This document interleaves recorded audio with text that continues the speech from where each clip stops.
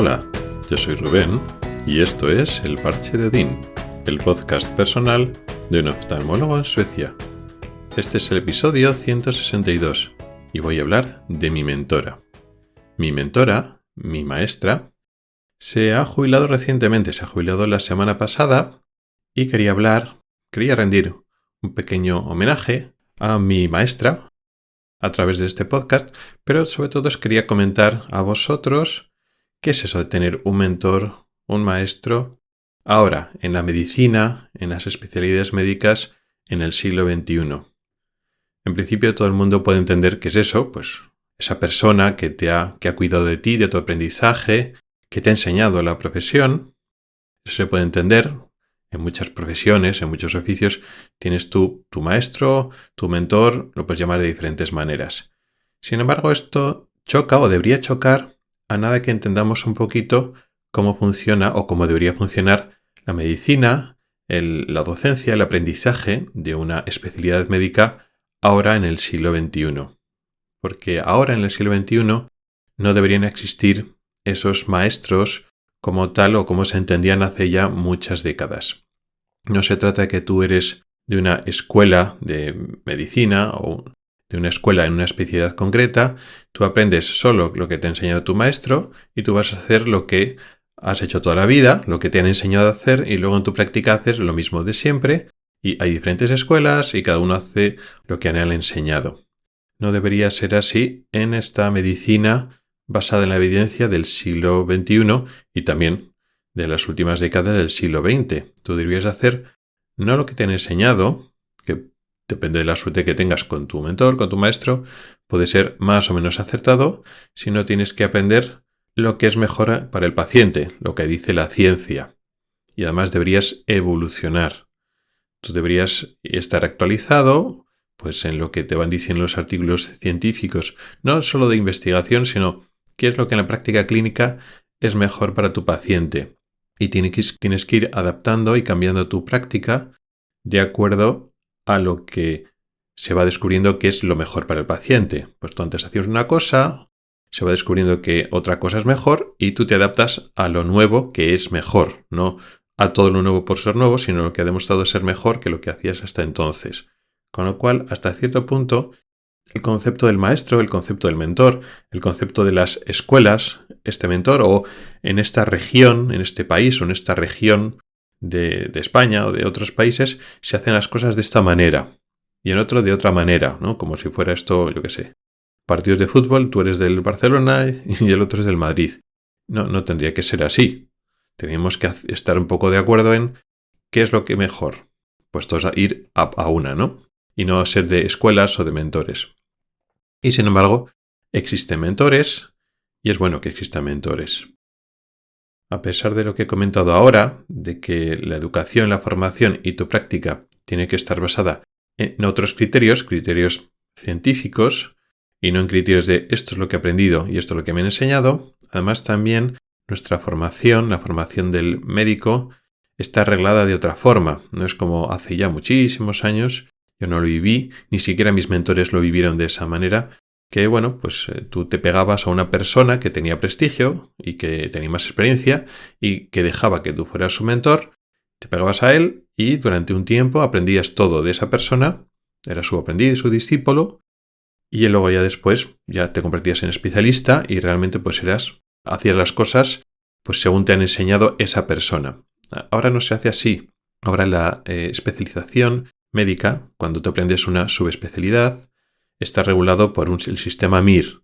El sistema MIR no es solo el examen de acceso, que igual es lo más famoso, sino más importante es que está regulado un especialista en las diferentes áreas, quien tiene que aprender cada especialidad y ese aprendizaje se reparte en una serie de personas, de médicos adjuntos, especialistas con experiencia, en los hospitales que tienen acreditación para poder enseñar de docencia, es decir, no todos los hospitales ni todos los servicios de todos los hospitales tienen acreditación para tener residentes, para poder enseñar y formar residentes. Y en esos hospitales se hacen autorías para que la formación de esos residentes sea la correcta. Y no es que le enseñe una sola persona. Normalmente en cada servicio, en mi caso servicio de oftalmología, tiene que haber secciones y esas secciones te van enseñando las diferentes áreas de tu especialidad. Cada subespecialidad te la van enseñando. No quiere decir que todos los hospitales con docencia, todos los servicios de oftalmología con docencia, con capacidad para formar residentes, tengan todas las subespecialidades. Algunas veces te falla alguna subespecialidad y tienes que rotar fuera. Pues te vas unos meses a otro hospital para aprender lo que falta en tu sitio, lo que falta en tu hospital. En mi caso no fue así. Dieron una formación completa en mi hospital, aunque tenía la opción de rotar, tenía unos 6 meses de lo que se llama rotación libre. En un momento dado puedes rotar dentro del servicio o fuera del servicio. O sea, podías rotar si querías, pero no era necesario porque en mi hospital se cubría toda tu formación básica. Entonces, como decía, no es que tengas un mentor. Diferentes adjuntos, diferentes maestros te van enseñando diferentes partes de la oftalmología. Y si yo, por ejemplo, mi formación de operar cataratas, pues no le debo a una sola persona, porque he operado cataratas con muchos maestros en mi hospital. Y bueno, cada maestro te iba dando. Aunque sí que es cierto que hay concretamente 2 mentoras que me han enseñado más de cirugía de cataratas, porque estaban en la sección del segmento anterior, que eran un poco las que sabían más sobre eso, y entonces me enseñaron las mejores técnicas o los mejores trucos, pero estuve operando con cataratas con casi todos mis adjuntos, con lo cual tuve muchos mentores para eso. Y cuando estuve en párpados, pues tuve unos mentores en párpados, cuando estuve en glaucoma, tuve mentores en glaucoma, etcétera, etcétera. Así que sí, por una parte, he tenido muchos mentores, casi todos los adjuntos del hospital, del servicio de oftalmología donde me formé, son y han sido mis mentores, y sin embargo, hay mentores que son más especiales. ¿Por qué? Porque son mentores de la subespecialidad a la que me he dedicado luego. Como decía, la medicina se basa en un hacer científico. Es lo que hablamos medicina basada en evidencia, y es lo que comentaba antes. Tú no tienes que limitarte a lo que te enseña tu mentor, que puede estar bien, puede estar mal, y no te actualizas más. Decir, bueno, pues esto es lo que hago, es lo que siempre he hecho y es lo que seguiré haciendo al margen de lo que se diga en los congresos, al margen de lo que se publique, al margen de lo que hagan otras personas. Es mi escuela, es mi forma de trabajar y punto. No. Eso es lo más anticientífico que podemos pensar. Y eso puede resultar raro porque yo soy especialmente científico o especialmente fan o forofo de la medicina basada en evidencia. De hecho, ya sabéis todos, creo, que tengo otro podcast que se llama Ocularis, que tiene mucha más experiencia que este podcast. Ya voy por el 8º año. Y antes había escrito un blog que se llamaba igual y donde divulgo sobre oftalmología, sobre enfermedades de los ojos y sobre la salud ocular y el funcionamiento de los ojos en general desde una perspectiva muy científica. Yo no hablo de lo que me enseñaron y de mi escuela o de mi forma de hacer, sino qué es lo que dice la ciencia, qué es las verdades objetivas. No se trata de lo que yo opine, sino lo que está demostrado. Porque durante mi trabajo profesional, en mi vida profesional, yo soy así. Me gusta hacer las cosas basadas en la evidencia y era así también durante mi época de residente. Durante mi época de aprendizaje era mucho de estudiar, eso es cierto, porque me encantaba la oftalmología, porque me encantaba aprender y además porque era la forma de hacerlo lo mejor posible. Así que, como digo, puede resultar raro que si tienes que ser muy científico y tienes que aprender efectivamente de libros, de artículos para hacer tu mejor medicina, para aprender cómo funcionan las enfermedades y cuáles son los tratamientos que realmente funcionan y además actualizarse y luego cambiar y dejar de hacer lo que hacías cuando estabas con tus mentores. Puede resultar raro el aprecio o el cariño que tengo a mis mentores en el hospital donde me formé y a mi mentor en particular, que es con la que más tiempo estuve y la que más me enseñó. Pero la cosa es que el mentor, mi mentora, no me enseñaba solo, cómo funcionan las enfermedades. Eso bien, te pueden ayudar, te pueden aclarar, pero eso te supone que te lo estás estudiando tú. No se trata de que tú has aprobado el examen MIR, ya se estudia suficiente y ya no estudias más, y ya todo lo que aprendas es por imitación o por lo que te enseña tu mentor o mentora. Que a veces, eso lo veo, hay residentes que no son buenos residentes, también en España, pero también aquí en Suecia, que realmente no estudia mucho. Pues van imitando qué es lo que haces tú. Y lo que haces tú, pues lo imitan y ya está. En vez de estudiarte y discutirte y decir, bueno, ¿y esto por qué? Porque yo he leído otra cosa, pero tú lo haces de esta manera. No ves que algunos residentes no estudian tanto como por lo menos yo estudiaba. Pero no se trata solo de eso. En buena parte, un buen residente y un buen tutor, un buen mentor, se supone que no te tienes que explicar lo básico porque tú ya te lo has leído. Tú entras en una subespecialidad, vas a rotar en tal sección. Bueno, pues igual las primeras 2 o 3 semanas entiende que estás un poco verde, que estás un poco pez, te dan tiempo para que estudies, te formes, te prepares.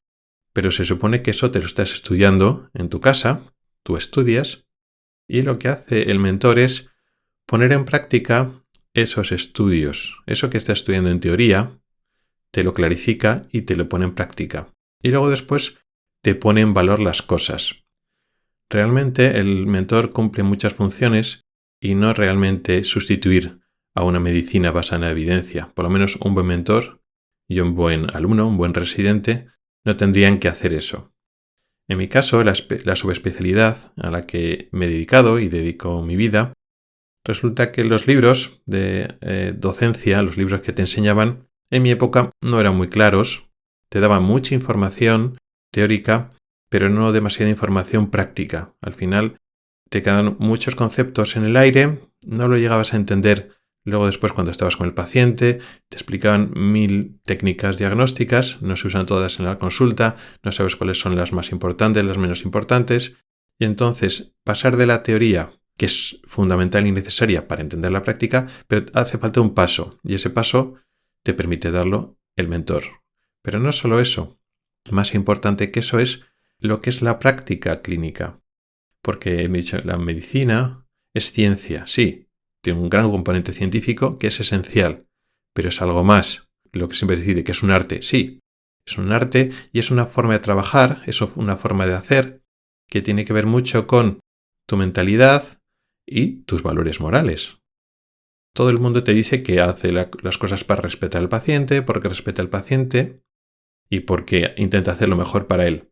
Todo el mundo dice eso, pero no todos los médicos lo hacen de la misma manera. Y una cosa que aprendes de tu mentor, para bien o para mal, es cómo hace las cosas, cómo se comporta con el paciente. Aprendes unos criterios de calidad mínimos para tratar al paciente y cosas que se toleran y cosas que no se toleran a la hora de dejar de hacer o de rebajar. Hay mucha presión asistencial, tienes que hacer las cosas de la forma más eficiente, ahorrando tiempo. ¿Qué cosas no puedes dejar de hacer nunca a los pacientes? ¿Qué medidas, qué exploraciones son necesarias sí o sí, por mucho que te aprieten, por mucho que en otros sitios ya no lo hagan porque no es importante, pero tener la capacidad, primero, teórico-práctica, los conocimientos para decir, no, esto hay que hacerlo así por esto. Y luego después también enseñar con el ejemplo y decir, no, es que esto hay que hacerlo porque el paciente lo merece, porque es obligatorio, digan lo que digan los demás. Y este tipo de cosas no se enseña con discursos teóricos, declaraciones elocuentes, no. Esto se ve en los detalles viendo trabajar día a día a tu mentor, a tu mentora, a tu maestro. Y entonces ves, no es lo que dicen muchas personas en los congresos o en las reuniones, sino lo que ves día a día hacer. Porque sí, muchas cosas se aprenden por imitación, pero claro, si estás imitando a una persona que realmente respeta al paciente, que realmente tiene los conocimientos claros en su cabeza, eso es lo que te está enseñando un buen mentor. En mi caso, mi mentora estuvo conmigo de los 4 años de residencia 1 año entero, los 6 meses que me tocaba de la rotación a esta subespecialidad, y luego en mis 6 meses de rotación libre también me volví a esa subespecialidad que tanto me había gustado y que, quería dedicarme cuando acabara mi formación y ya fuera especialista. Con lo cual estuve 1 año entero de los 4 de mi formación en esa sección, en esa subespecialidad, y tenía 2 mentoras, a las cuales estoy muy agradecido porque buena parte de lo que soy de la buena medicina que puedo practicar es, en buena medida, por mis dos mentoras. Pero es que además, cuando acabé la residencia, en mi época no existían casi los fellowships, un tiempo de aprendizaje después de acabar la residencia. Digamos que eres oftalmólogo básico, ¿no? Si te quieres dedicar a un campo concreto, ahora cada vez está más de moda, y eso está bien, el hacer un fellowship, hacer una estancia de un año, o a veces más, a veces un poco menos, donde te focalizas en un campo concreto y ya eres como subespecialista. En aquella época los subespecialistas no tenían la oportunidad de hacer fellowships reglados, sino tenías que aprender de una manera no como un fellowship, pero hacer un poco parecido. Y eso es lo que hice yo. Después de acabar, yo ya había estado un año dedicado a eso durante mi formación como residente, pero al acabar y a ser especialista y a ser oftalmólogo adjunto, estuve un tiempo más focalizado en esa subespecialidad. Aunque teóricamente yo era oftalmólogo, digamos, autónomo, ya no estaba bajo formación porque no era residente, en la práctica seguía siendo así. Entonces yo, como especialista adjunto, seguí como alumno o aprendiz de mi mentora. Y ahí sí, ya me quedé solo con una mentora que siguió siendo mi compañera de sección, la otra persona que hacía la especialidad, o sea que era mi mentora y yo las que nos dedicamos a esa subespecialidad, a ese campo de la oftalmología dentro del servicio donde me formé. Pero durante 2 años, sobre todo durante el primer año, año y medio, seguía siendo mi mentora en el sentido de que sí, yo pasaba pacientes, tenía mis propios pacientes, pero tenía a mi mentora al lado para preguntarle, para consultarle. La tenía al lado durante la cirugía para seguir perfeccionando mi técnica quirúrgica. Después de 2 años de estar con mi mentora, después de adjunto, con lo cual sería 3 años realmente con mi mentora, pues ya poco a poco pude salir del nido, ya podía volar por mí mismo por todo lo que estuve aprendiendo, gracias a muchos mentores, pero particularmente a mi mentora. Mi mentora que, como decía, se ha jubilado la semana pasada. Tengo menos contacto con ella porque ya no vivo en Madrid y ni siquiera vivo en España, pero seguimos manteniendo el contacto. Y me alegré mucho de que, por fin se jubilara, por una parte, porque está bien que descanse y que disfrute de la vida ahora sin tener que trabajar, que se lo merece, y también me da un poco de pena por el resto de residentes, el resto de alumnos, el resto de aprendices que ya no la tendrán a ella para seguir aprendiendo. Pero así es la vida, el tiempo pasa y yo me alegro mucho de haber tenido a los mentores que he tenido, pero sobre todo a lo que llamo mi mentora, a la que estuvo conmigo 3 años aprendiendo la especialidad, la subespecialidad a la que ahora me dedico. Y sí, luego he aprendido otras cosas, he tenido contacto con otros grandes maestros de otros sitios, de regiones de España y fuera de España. He visto cosas, técnicas que se hacen de otra manera y he ido cambiando mis técnicas quirúrgicas y también algunas cosas que hago en consulta. Pero la raíz, la base, los principios de mi trabajo, los principios de mi práctica, los principios éticos y morales, he aprendido en gran medida y tiene mucho peso, pues lo que hizo mi mentora. Así que desde aquí no puedo nada más que estar muy agradecido con mi mentora y reconocer que yo he tenido mucha suerte durante mi aprendizaje y eso ha influido y sigue influyendo en mi práctica profesional. Y eso es lo que te quería contar. Espero que con este episodio hayas sabido un poco más cómo funciona el aprendizaje, los mentores y cómo aprendemos los médicos pues nuestro trabajo, nuestra especialidad. Gracias por el tiempo que has dedicado a escucharme. Tienes los métodos para contactar conmigo en las notas del programa. Nos oímos la próxima semana. Hasta el próximo episodio.